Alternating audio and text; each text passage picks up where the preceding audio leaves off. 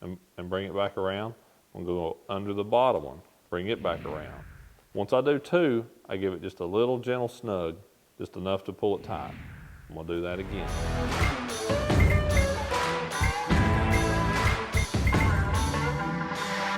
So something that I've talked a little bit about before, but really wanted to go through extremely in depth and show it on a different application is tying up a leader knot. For me, that's always an FG knot. That's my favorite knot to tie.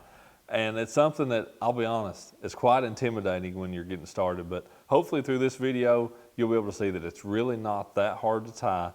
You just gotta take a few steps that really make it a lot easier for you. For me, step number 1 is tying a loop in the end of my braid. Okay, I'm gonna tie just an overhand loop. I'll actually cut that off and show you just what I do from the very start, okay? So I'm gonna double that line over. Just take it, lay it on top of itself. You got a doubled line, and I'm gonna tie what I would call an overhand knot. Just lay it over top of itself. Push it back through that loop right there. Okay, now you've got a loop. That's all you need to do.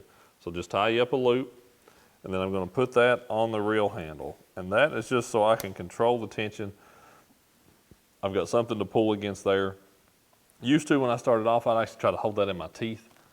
It's a terrible idea. It worked, but it's way better just to tie that loop, put it on the reel handle, and then you're gonna be all set. For me, I'm using, like on a baitcaster like this, I like 50-pound braid, and I love, just like I do on my spinning rods, to use something high vis. This is like a chartreuse.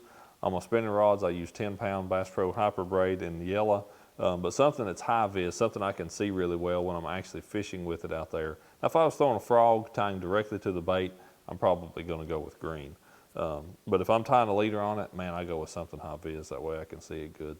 My leader line, always Bass Pro XPS fluorocarbon. And on a baitcaster like this is something I'd rig up to, to flip with, to throw in heavy cover. So 20-pound gets the nod most of the time. I'll occasionally use 17. I'll even drop down to 12 or 14 if I really have to, clear water, those kind of situations. But XPS fluorocarbon, 100% of the time for this. So now what I'm gonna do, I'm gonna pull out a piece of that fluorocarbon, 8 or 10 inches. I'm gonna wrap it around these 2 fingers on my right hand. I'm left-handed, so I do most of the work with my left hand, and I'm just gonna wrap that line around there so I can hold some tension with it. So now, here's what you wanna do. I wanna leave a good amount of loose line here with my braid. So I've got a pretty good bow there to work with, because the more weaves that you make, it's gonna eat up that line. If you start with it snug, you're gonna have to loosen it as you go to get those little weaves to sit in there just right. So I'm gonna start with a decent amount of loop line, or loose line. So take this fluorocarbon, lay it on top of that braid, okay? And then I'm gonna pinch it right there. So now is when the weave starts. I'm gonna take my tag, I'm gonna go under the top one and bring it back around. I'm gonna go under the bottom one, bring it back around. Once I do 2, I give it just a little gentle snug, just enough to pull it tight. I'm gonna do that again. Under the top one, under the bottom one. Under the top one, under the bottom one. With big line like this, 50-pound braid, 20-pound leader, I'm gonna do like 20 wraps total. So it'd be 10 on the top, 10 on the bottom. Already got 6, there's 8, there's 10, 12. And every time I'm doing this, once I pull those 2, I'm using my right hand with that line wrapped around those fingers, and my left hand to pull those this direction, crossways, not up and down the braid. I'm pulling them away from each other with the fluorocarbon, and that helps seat that those weaves in that braid. So every time, pull it twice, or wrap it twice, pull it. Wrap it twice, pull it. I don't know exactly how many that is, but we've got to be getting really close. I'm gonna do these 2 right here, and we're gonna finish it, okay? So now I've got a pretty good little weave there. I actually started a little bit loose there on the bottom. It's not really the prettiest one I've ever tied by any means. I'm just gonna wet that a little bit, try to cinch it down good. Okay, so now to finish the knot, what you've got right there, that is the knot. What you're gonna do now is just tie some overhands or square knots to keep that from coming undone. So take your loop of braid off, you're going to go around both lines, the fluorocarbon and the braid, and just tie just a single overhand knot, okay? You'll do that one time. Now I'm going to wet it really good, and I'm going to pull everything to make sure that it doesn't slip.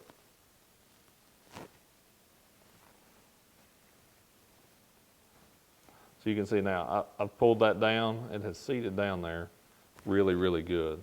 Everything on that's pulled down really nice and tight.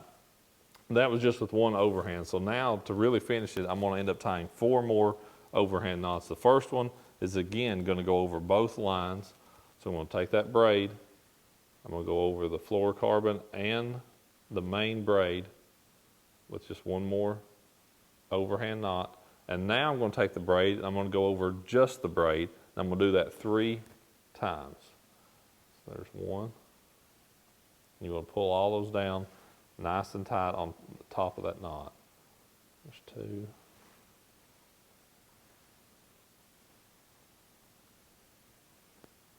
And right there's 3. Again, pull everything down really good and tight.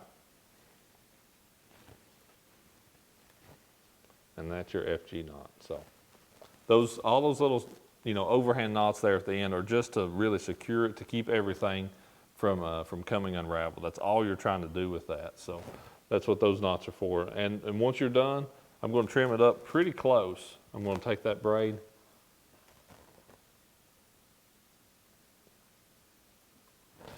I don't mind to leave a little bit of the braid because it's so soft. It'll stay, it'll move out of the way of your guides.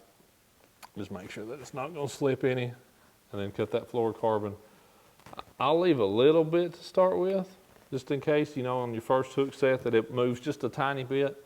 But then after that, after I've caught a couple fish on it, a lot of times I'll go ahead and trim it down there, even further. So that is the finished FG knot. Now, one big difference that I'll say on a Baitcaster versus a spinning reel, especially when I'm flipping with this. And this is the way that I do most of my pitching, flipping, anything like that anymore. I flip with braid and leader. I just love the feel of it. I love the connectivity when you get a bite. But a big deal with me, I don't want it in my guides when I'm pitching it, because you are gonna feel it come out of the guides, even as small as it is, and it will sometimes make you miss your target because of that. So I'm only gonna start with 5 or 6 feet of leader line.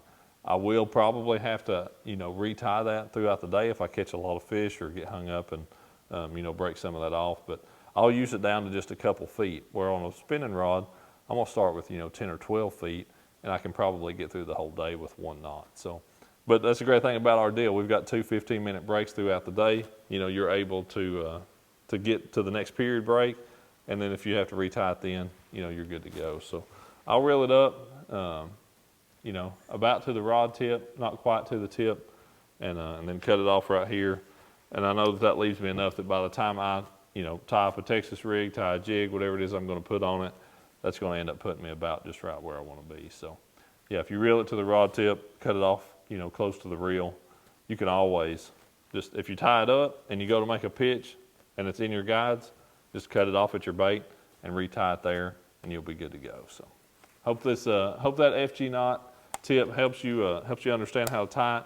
I've showed a lot of people. It's something that has been an outstanding knot for me, something that I trust. I trust for my career. So it's very, very strong. I've caught tons of fish on it. I've caught some really big ones. Spinning rods as well as bait casters. It works extremely well. There's nothing else I'd rather use.